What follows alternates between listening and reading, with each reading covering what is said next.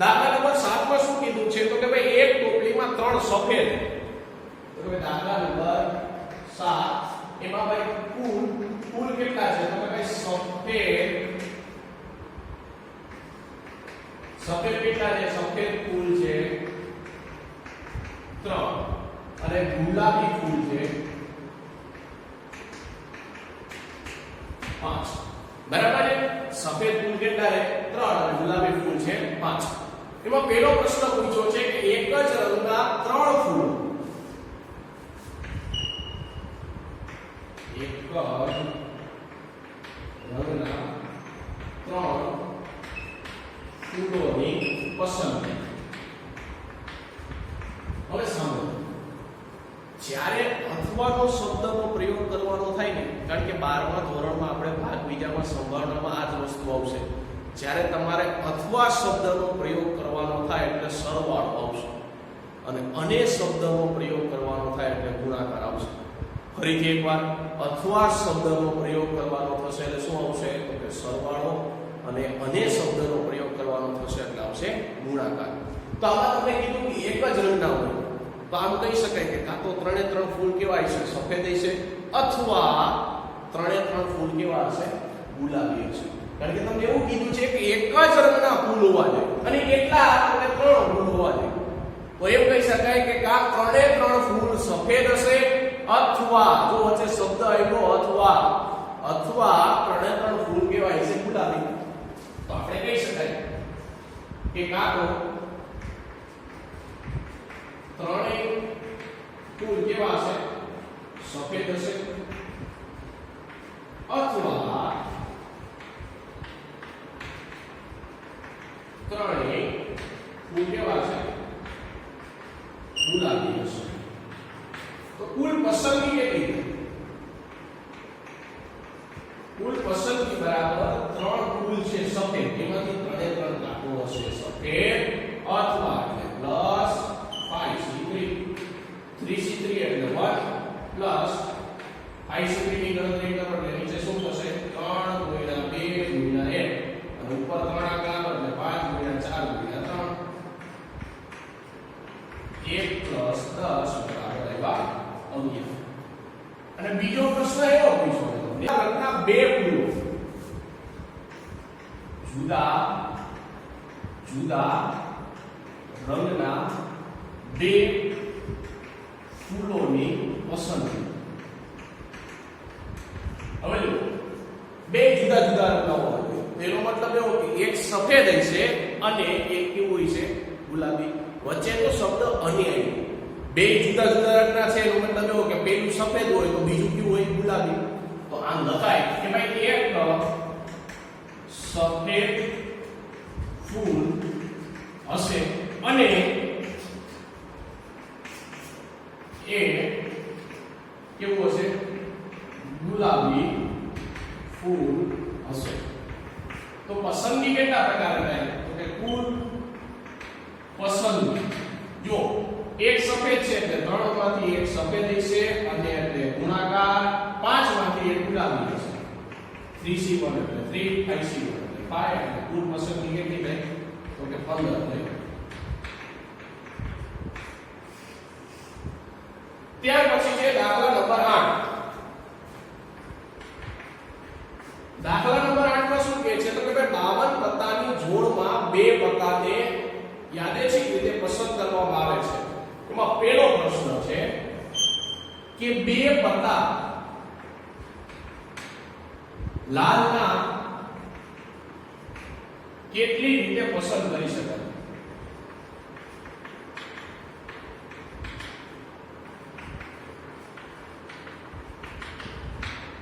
હવે જો આપણને ખબર છે કે 52 પત્તા હોય, 52 પત્તાની થપ્પી. લાલના કેટલા પત્તા હોય તો કે 13 લાલના પત્તા હોય અને એમાંથી કેટલા પસંદ કરવાના છે તો કે એમાંથી તમારે 2 પત્તા પસંદ કરવાના છે. તેમાંથી 2 પત્તાની પસંદગી કેટલા પ્રકારે થાય તો કે ભાઈ ટોટલ લાલના પત્તા કેટલા 13 એમાંથી બે પત્તાની પસંદ એટલે 13 છે 2 ગણતરી કરો એટલે નીચે 2 છે એટલે 2 ગુણ્યા 1 ઉપર શું થશે 13 ગુણ્યા 12 જવાબ આવશે 78. બીજું છે 52 પત્તામાં એમાં કીધું છે કે એક પત્તું રાજાનું એક પત્તું શેનું કીધું છે રાજાનું અને એક પત્તું રાણીનું કેટલી રીતે પસંદ કરી શકાય. હવે જો 52 પત્તામાં રાજા કેટલા હોય તો અહીં લખાય કે ભાઈ 52 પત્તામાં રાજાની સંખ્યા કેટલી હોય 4 અને બીજું શું કીધું છે રાણી તો કે ભાઈ રાણીની સંખ્યા 4 હોય છે. હવે એમાંથી કેટલા કેટલા પત્તા પસંદ કરવાના છે તો કે બંનેનું એક એક પત્તું પસંદ કરવાનું છે એટલે કે તેમાંથી એક પત્તાની પસંદગી તો કે ભાઈ કેટલા છે તો કે ભાઈ 4 પત્તા રાજાના છે એમાંથી એક પત્તું પસંદ કરવાનું અને એટલે ગુણાકાર 4 પત્તા રાણીના છે એમાંથી એક પત્તું પસંદ કરવાનું 4 C1 એટલે કેટલા થશે 4 C1 એટલે 4 ગુણ્યા 16 બરાબર છે. એટલે શબ્દ એક યાદ રાખજો કે અને આવે એટલે ગુણાકાર કારણ કે એ શું કીધું તો કે ભાઈ એક પત્તું રાજાનું અને રકમમાં જ કીધું છે અને એટલે ગુણાકાર અને એક પત્તું રાણીનું તો કે ભાઈ રાજા 4 હોય એમાંથી એક પત્તું પસંદ કર્યું અને રાણી કેટલી હોય તો કે રાણી 4 હોય એમાંથી કેટલા પત્તા તો કે એક પત્તાની પસંદગી બરાબર છે. તો આ દાખલા નંબર 8 કમ્પ્લીટ થઈ છે. હવે જો દાખલા નંબર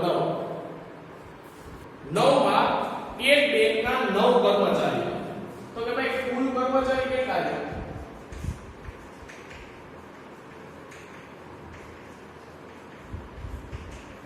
9 છે.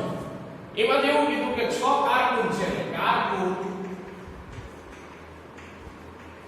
6 છે. પછી પટ્ટાવાળા બેંક અને એક મેનેજર અને 6 ને 2 8 9 બરાબર. હવે તેમાંથી 4 સભ્યની સમિતિ બનાવવાની છે. એટલે સમિતિ કેટલાની બનાવવાની છે તો કે 4 સભ્યની સમિતિ બરાબર 4 સભ્ય થવા જોઈએ. હવે એનો પહેલો પ્રશ્ન છે કે જો મેનેજરને પસંદ કરવાના હોય તો સમિતિ કેટલા પ્રકારે રચી શકાય. જો મેનેજરને પસંદ કરવાના હોય તો સમિતિ કેટલા પ્રકારે રચી શકાય. હવે જો મેનેજરને જ ખાલી પસંદ કરવાના છે.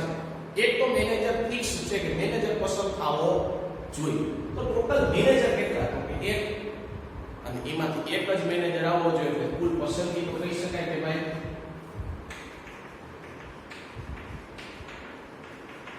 તો કે ભાઈ એક મેનેજર છે એમાંથી એક મેનેજર તો પસંદ આપણે કરવાનો જ છે. તો હવે ટોટલ વ્યક્તિ કેટલા વૈધા તો કે ભાઈ ટોટલ વ્યક્તિ વૈધા 8 કારણ કે એક મેનેજર રહ્યો એટલે 8 વ્યક્તિ વૈધા બરાબર છે. અને સમિતિ કેટલાની બનાવવાની 4 ની એમાંથી એક મેનેજર તો પાસ થઈ ગયો તો કે હા તો હવે કેટલા સભ્ય બનશે 3. ફરીથી એક વાત તમને એવું કીધું છે કે ભાઈ મેનેજરને પસંદ કરવાનો છે એટલે મેનેજર ફિક્સ પસંદ થઈ ગયો છે. મેનેજર પસંદ થઈ ગયો છે એનો મતલબ એવો કે એક મેનેજર તો એ તો પસંદ થઈ જ ગયો. તો બાકી કેટલા વૈધા સભ્યો તો બાકી વૈધા 8 સભ્યો. એમાંથી કેટલા નહીં તો કે સમિતિ 4 ની બનાવવાની હતી પણ એક મેનેજર તો પસંદ થઈ ગયો તો બાકી કેટલા વૈધા 3. તો આની ગણતરી કરતા તો 1C1 8C3 એટલે 8 ગુણ્યા 7 ગુણ્યા 6 નીચે 3 ગુણ્યા 2 ગુણ્યા 1 જવાબ આવશે 56 એટલે 3 2 6 ઉડી જશે. પછી બીજો પ્રશ્ન બીજા પ્રશ્નમાં એવું કીધું છે કે જો બંને પટ્ટાવાળાને પસંદ કરવાના ન હોય બંને પટ્ટાવાળાને પસંદ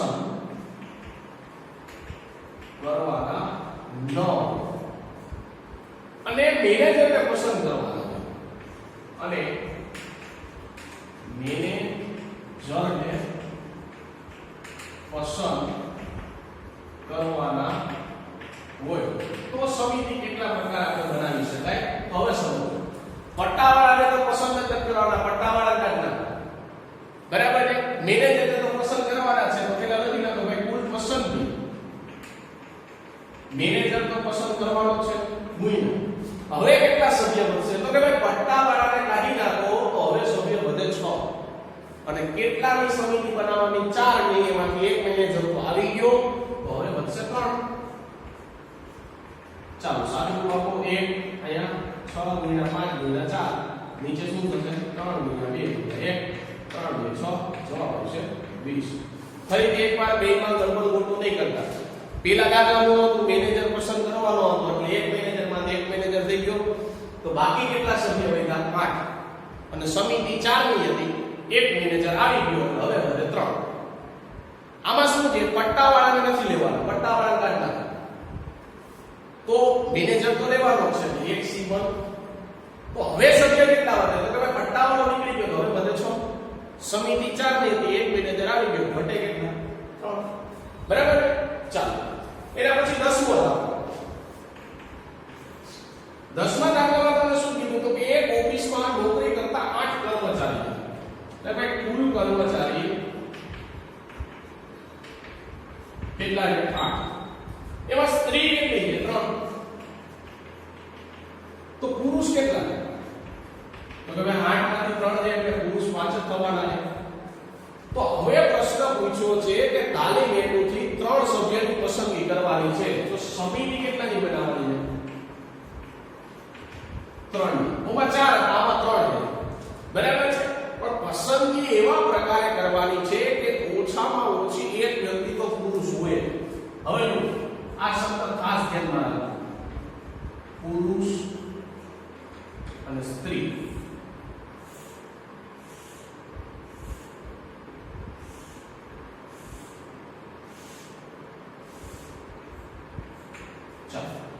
ઓછામાં ઓછું શું હશે? તો કે ભાઈ એક પુરુષ હોવો જોઈએ. હવે શબ્દ યાદ રાખજો, જો ઓછામાં ઓછો શબ્દ આવે ને તો આપણે વધુ લેવાનું, ખાલી એક વખત જ વધુ. અને વધુ શબ્દ આવે તો આપણે લેવાનું ઓછું. શું? ઓછામાં ઓછું શબ્દ લખેલો આવે તો આપણે શું લેવાનું? વધુ. એના કરતા વધારે લેવાનું.